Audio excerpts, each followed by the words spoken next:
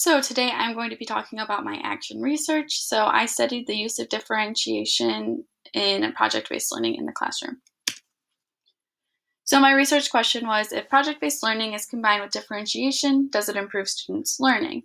So I just wanted to see if students being able to choose whatever platform they wanted in their project will improve their understanding of the material.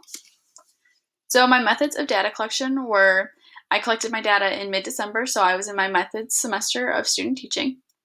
And then I have 5 chemistry classes total, which there are 107 students in this class.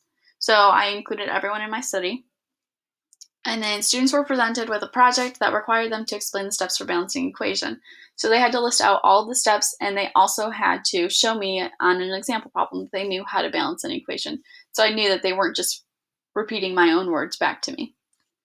So the students could choose whatever platform they wanted to use when completing their project. So some of the options were TikTok, which is a new social media site where students can make a short video and post it, a video, a PowerPoint, a paper, or they could write a song. And then for my qualitative data, I recorded the number of students that selected each project and organized them based on achievement level. So I have my high achievers who always get A's on everything. They easily understand the material, and they overall just understand everything that's going on. They typically don't have that many questions because they are comprehending everything. And then I've got my average achievers, who are usually my B to C students. And these students want to learn, but sometimes they struggle, so they ask a lot more questions, and so on and so forth, how the average level is. So then I also have my low achievers, which are the students that just don't really care about their learning. They are just kind of there because they have to be. Sometimes I've got low achievers that do switch over to the average group. I've had multiple.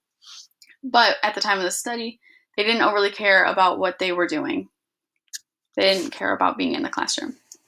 So my results. So I have my qualitative data here. So the number of each project option. So there were 62 people that did PowerPoints, 23 did paper, 11 did TikToks, 4 made videos, and no one wrote songs.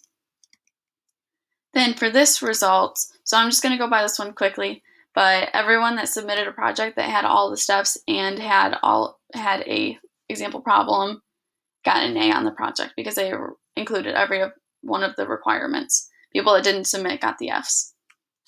So this is my high achieving student group. These are the types of projects.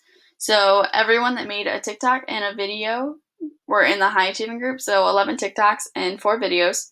And then going further into it, 7 people wrote a paper, 14 people made PowerPoints. Then for my average achieving group, there were 46 people that made PowerPoints and 13 wrote papers. And then for my low achieving group, so I had 2 people make PowerPoints, 3 wrote papers, and then 7 people did not turn anything in.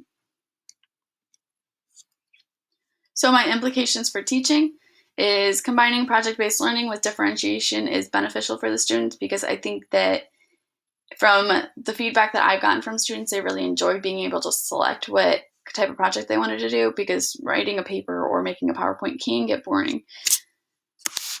And then by allowing students to choose how to present their understanding, students' knowledge on the information is improved, which from this study myself, I do believe that my students' knowledge did improve because they got to choose how they wanted to make their project, which makes them want to do better. So they studied it, understood it fully before they submitted. And then allowing students to choose their differentiation involves them in the learning process. This is especially important for our high school students because they are going off to college. And obviously professors aren't going to dig down deep with them and work on them one-on-one just because they're not understanding. The students have to go to them. So learning how they learn best and present best is good. My limitations were I did not give a post-test because of my timing of the project. Since it was method semester, I did not have tons of time to give the project and to give a post-test. So I did not give the post-test. Had I done it during my student teaching semester, I would have been able to do that. And then I had no control group to compare my results with.